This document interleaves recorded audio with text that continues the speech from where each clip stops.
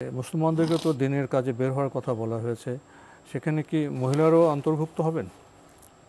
না না, মুসলমানদের জন্য দিনই কাজের মধ্যে মানে বের হওয়ার কথা বলা হয়েছে, এই কথা শুদ্ধ নয়। এই বক্তব্য কোরআনের মধ্যে কোথায় পেয়েছেন আপনি? এই ধরনের কোনো বক্তব্য কোরআন কারীমের মধ্যে নেই। আমরা তো আন্দাজে কথা বললে হবে না, কোথাও এই বক্তব্য নেই। মানে আমরা কোরআন এবং হাদিসের মন গড়া বক্তব্য দিয়ে মানুষদেরকে পথভ্রষ্ট করতে চেষ্টা করতেছি যারা, তারা হেদায়েত মানে তারা জানার চেষ্টা করুন, তারা হেদায়েতের পথে আসুন। বের হতে কোথায় বলা হয়েছে? কোথাও বলা হয়নি, কোথাও কোরআনে কারীমের মধ্যে কোথাও বলা হয়নি। দাওয়াতের কথা বলা হয়েছে, দাওয়াতে যদি উদ্বুদ্ধ করতে করা হয়েছে এবং বলা হয়েছে যে ওয়াল তাকুম মিনকুম উম্মাতুন ইয়াদউনা ইলাল খায়র, তোমাদের মধ্যে একদল লোক থাকবে যারা মানুষকে কল্যাণের দিকে দাওয়াত দিবে। কিন্তু একথা বলা হয় না যে এই লোকগুলো বের হয়ে যাবে। বের হয়ে কোথায় যাবে এরা? দাওয়াতের কাজ এরা করতে থাকবে, দাওয়াতের কাজ এরা করতে, দাওয়াতের কাজ ঘরে হবে, বাইরে হবে, সমাজে হবে। দাওয়াতের কাজ কমন কাজ, সেটা ঘরে হতে পারে, বাইরে হতে পারে, সবখানেই হতে পারে দাওয়াতের কাজ। সুতরাং দাওয়াতের কাজে তিনি যাবেন, কোনো সন্দেহ নেই। এক্ষেত্রে মহিলারা দাওয়াতের কাজের জন্য বাহিরে যাওয়া মহিলাদের জন্য কতটুকু বৈধ? মহিলারা কি দাওয়াতের কাজের জন্য বাইরে যাবেন কিনা, এই মাসআলা আমরা আলোচনা করেছি, দীর্ঘ আলোচনা করেছি। আমাদের আলোচনাগুলো দেখে নেবেন, আমাদের এই প্রোগ্রামের মধ্যেই আমরা আলোচনা করেছি। বাকি মোদ্দা কথা হচ্ছে এই, মহিলারা এই খেতাবের মধ্যে অন্তর্ভুক্ত নয়। এই খেতাব মূলত পুরুষদের জন্য, শুধুমাত্র এই অ্যাড্রেসটা করা হয়েছে পুরুষদেরকে, মহিলারা এর মধ্যে অন্তর্ভুক্ত নয়। রাসূলুল্লাহ সাল্লাল্লাহু আলাইহি ওয়াসাল্লাম মহিলাদেরকে মানে জিহাদ এবং দাওয়া এই দুইয়ের ক্ষেত্রে রাসূলুল্লাহ সাল্লাল্লাহু আলাইহি ওয়াসাল্লাম মহিলাদেরকে সরাসরি খেতাব করেন নেই। কিন্তু মহিলারা যদি প্রয়োজন হয় তাহলে মহিলারা অংশগ্রহণ করতে পারবে।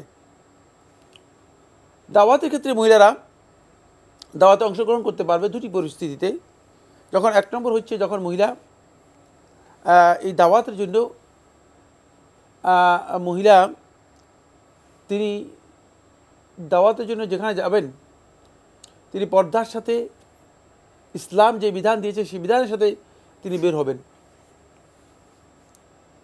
শালীনতার সাথে, পর্দার সাথে যেতে হবে, পর্দা লঙ্ঘন করে নয়। দুই নম্বর হচ্ছে তিনি যখন যেখানে যাবেন, যে যাবে সেখানে আল এমন নিরাপত্তা নিশ্চিত করতে হবে, জায়গাটা নিরাপদ হতে হবে। হ্যাঁ, যিনি যাচ্ছেন যে সেখানে নিরাপত্তা নিশ্চিত করতে হবে।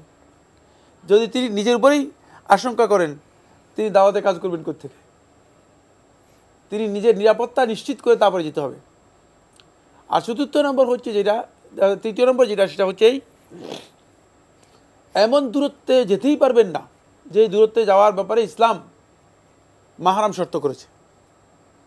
কারণ যেই দূরত্বে সফর করতে হলে, যেই দূরত্বে যেতে হলে তাকে মাহরাম থাকতে হবে তার সাথে। এই দূরত্বে তার জন্য যাওয়া জায়েজই নেই, এই দূরত্বে তিনি যেতেই পারবেন না। হ্যাঁ, শহরের ভিতরে ইন্টারনাল যদি হয় থাকে, মানে এমন দূরত্ব নয় যেই দূরত্ব মূলত মানে সফর করতে কোনো বাধা নেই, এখানে যদি নিরাপত্তা নিশ্চিত থাকে তাহলে তিনি যেতে পারবেন। তবে শর্ত হচ্ছে দাওয়াতের পরিপূর্ণ কোয়ালিটি তার মধ্যে থাকতে হবে, দাওয়াতের যোগ্যতা, দাওয়াতের পরিপূর্ণ কোয়ালিটি তার মধ্যে থাকতে হবে। কিন্তু এমনি বের হয়ে গেলাম, মন চাইলেও বের হয়ে গেলাম না, এটাকে দাওয়াত বলা হয় না, এই দাওয়াত শুদ্ধ নয়। জি, পাড়ায় মহল্লে তো করতে পারবেন, পাড়ায় মহল্লে না, সেখানেও একই শর্ত। আপনি মানে পাশের রুমে গেলেন, গেলেন আপনি দরজা বন্ধ করে আপনার নিরাপত্তা বিষয় তো মানে শর্ত এগুলো নিশ্চিত হতে হবে। কারণ আপনি জানেন যে ঢাকা শহরের এই মানে এক অ্যাপার্টমেন্ট থেকে আরেক অ্যাপার্টমেন্ট অনিরাপদ।